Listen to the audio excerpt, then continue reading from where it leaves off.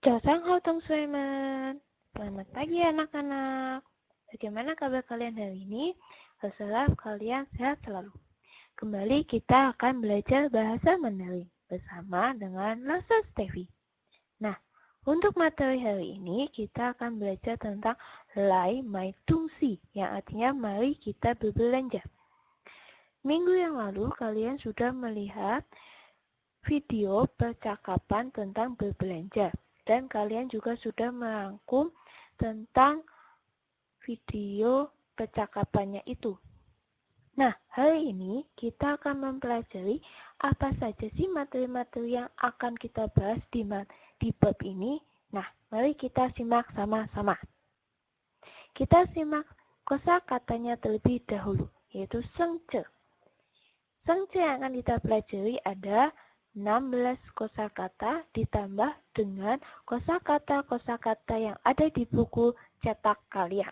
Silakan kalian juga pelajari kosakata yang ada di buku cetak kalian masing-masing.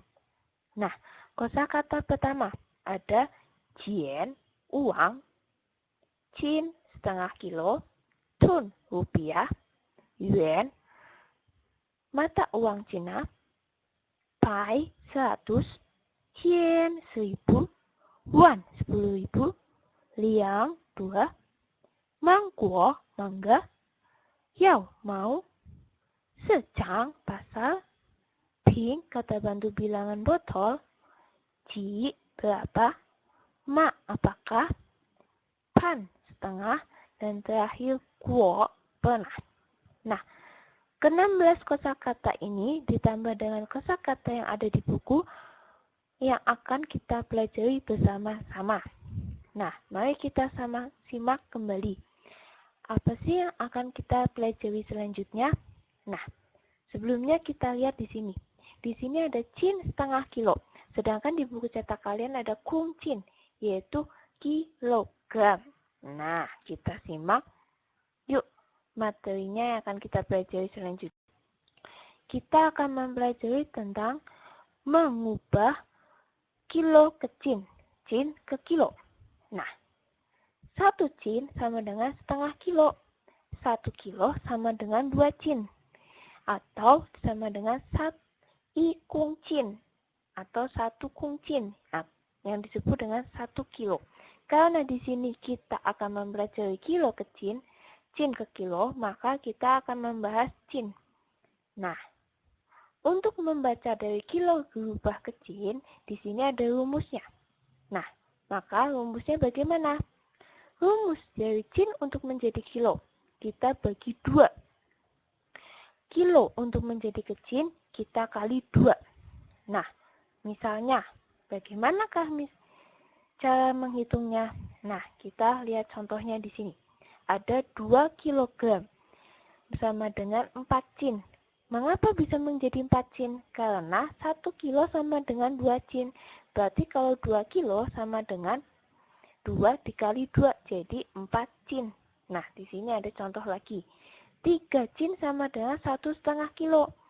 Mengapa jadi hasilnya 1,5 kilo? Karena 1 cin sama dengan setengah kilo.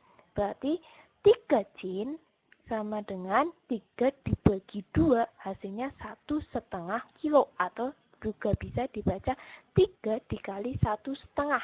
Jadi hasilnya 1,5 kilo. Ada contoh lagi.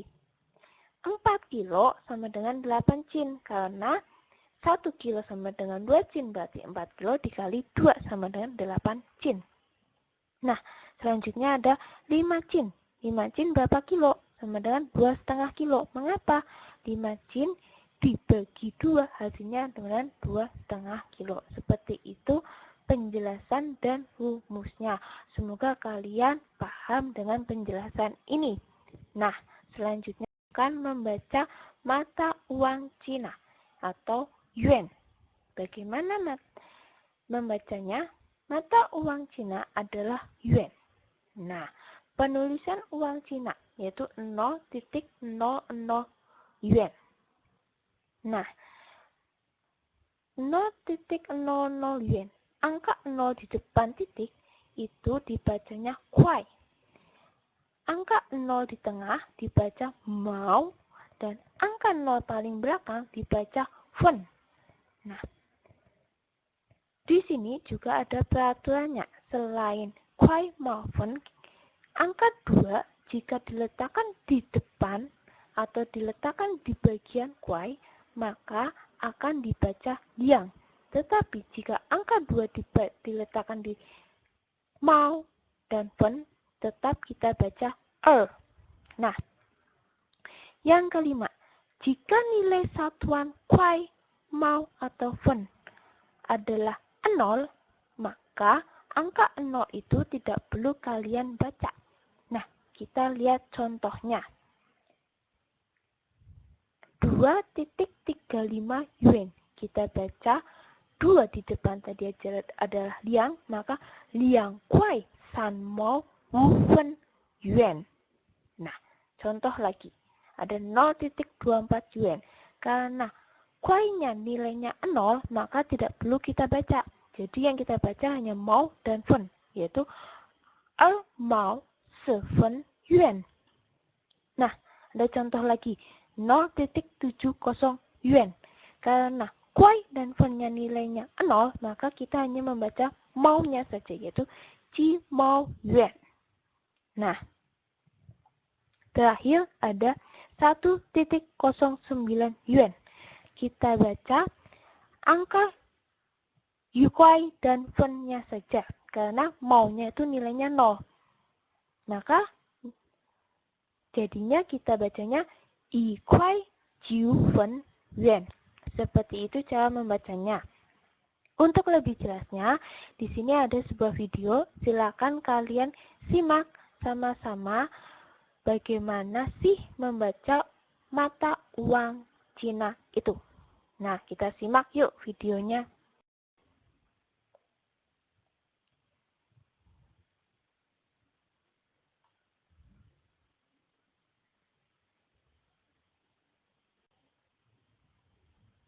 Nah, setelah menyimak video tadi, sekarang kita akan membaca mata uang negara kita, yaitu Indonesia. Indonesia mata uangnya adalah rupiah. Rupiah di sini bahasa Mandarinnya adalah tun. Nah, bagaimana cara membacanya? Rupiah terdiri dari ratusan, ribuan, dan puluhan. Oke, kita akan membaca 100. Angka 100 itu dibacanya pai. 1000 tadi kita udah bacanya jian, dan 10.000 wan. Nah, sekarang ada contoh soal 1.500. Bagaimana membacanya? Karena 1000 dibacanya jian, berarti ijian wu pai tun.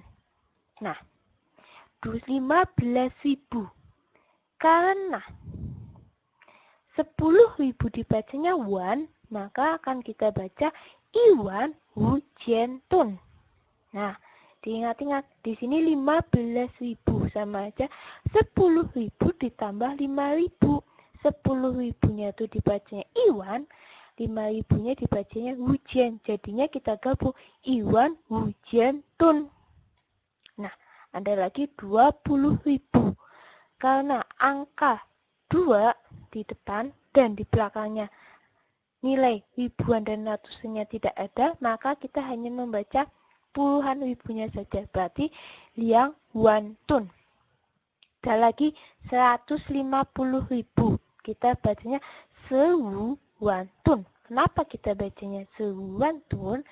Kita baca 4 digit 0, 4 digit di belakang, atau angka 0, 4 digit paling akhir itu kita anggap sebagai satuan wan, maka dibacanya 15 ditambah 0-nya 4, jadinya sewuan, seperti itu.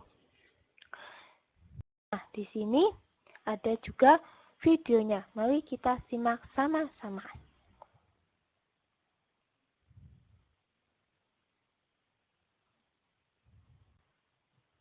Nah, setelah melihat video penjelasan membaca mata uang Cina, mata uang Indonesia, mari kita akan mempelajari tentang penggunaan kosakata dalam kalimat.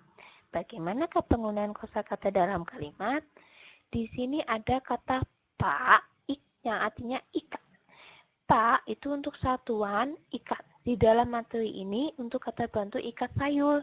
Contohnya, saya mau membeli 3 ikat sayur. 3 bahasa Mandarinnya san. Maka, 我要买3把芹菜. Karena sayur itu bahasa Mandarinnya adalah cincai. Nah, di sini ada kata yao yang artinya mau. Bagaimana penjelasannya? Kata mau diletakkan sebelum keinginan atau keinginan yang akan kita lakukan itu, sebelum sesuatu hal yang akan kita lakukan itu diungkapkan. Misalnya, saya mau makan, 我要吃饭. Karena di sini kita tentang membeli, berarti kalimat contoh kalimatnya adalah 我要买东西, yang artinya saya mau membeli barang. Nah, ada lagi kata 我 yang artinya pernah. Nah, penggunaannya itu biasanya bersamaan dengan kata 去 jadi kalau digabung 去过 yang artinya pernah pergi. 买过 pernah membeli.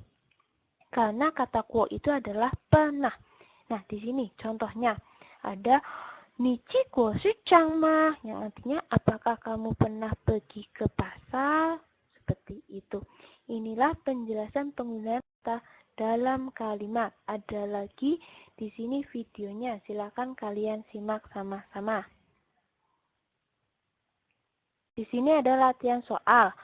Nah, yang pertama, kalian silakan mengubah dari kilo kecil dan ke kilo seperti yang tadi sudah dijelaskan. Yang kedua, membaca mata uang. Nah, silakan dikerjakan. Selamat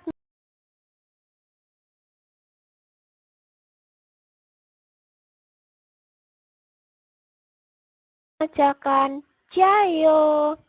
Oke, sampai jumpa lagi di pertemuan berikutnya. 再见.